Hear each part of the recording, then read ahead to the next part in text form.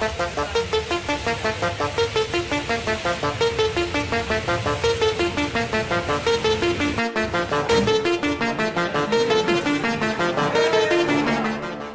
ibu di Garut, Jawa Barat mengeluh menjadi korban investasi bodong oleh reseller produk kecantikan skincare. Para korban mengalami kerugian yang bervariatif dari 20 juta rupiah hingga ratusan juta per orang. Para korban dan agen kecantikan yang ingin uangnya kembali mengadu agar pihak kepolisian memberi solusi. Petugas kepolisian akhirnya memberi fasilitas agar perusahaan kecantikan dan para korban melakukan klarifikasi serta mediasi.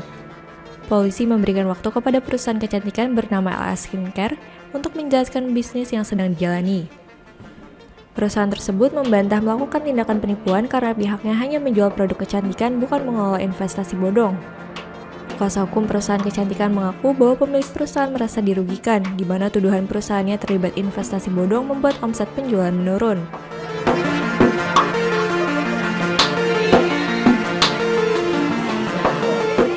Tangan kami ke sini sebenarnya hanya untuk dari perwakilan LS Skincare untuk menegaskan bahwa kegiatan titip modal tersebut yang dilakukan oleh inisial NA memang kami akui terlebih dahulu dia adalah agen kami. Hanya saja kegiatan titip modal tersebut tidak menyangkut dengan program dari perusahaan ataupun kegiatan usaha dari perusahaan yang menginstruksikan agen-agen untuk program titip modal tersebut.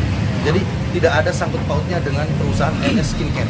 Jadi itu hanya inisiatif daripada Neng Astri, inisial NA sendiri gitu. Oke. Karena memang isu ini di TikTok ini sempat viral dan sangat viral dan itu mengganggu kegiatan usaha kami. Jadi kami juga menghimbau kepada masyarakat untuk bijaksana dalam mengupload konten untuk tidak mengkait-kaitkan kegiatan tersebut dengan owner LS Skincare ataupun dengan usaha LS Skincare itu sendiri. Mungkin itu saja yang ingin saya sampaikan.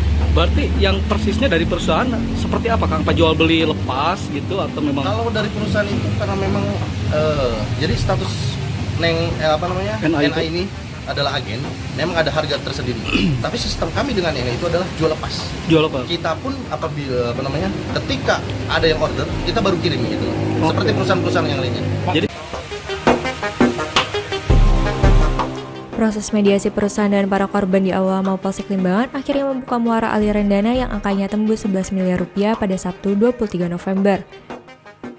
Uang investasi itu ternyata disetorkan kepada satu orang reseller sehingga nama baik perusahaan kecantikan yang jadi sorotan.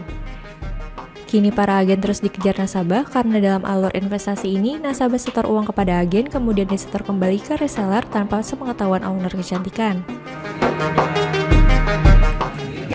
Kedua belah pihak antara nasabah dan agen juga klien saya NA bahwa akan menindaklanjuti permasalahan ini di Polda Jabar karena nilainya fantastis. artinya dibawa ke ranah hukum ini, kan? Dibawa ke ranah hukum. Sudah ada terima laporan secara yang melaporkan? mekanisme klien saya ini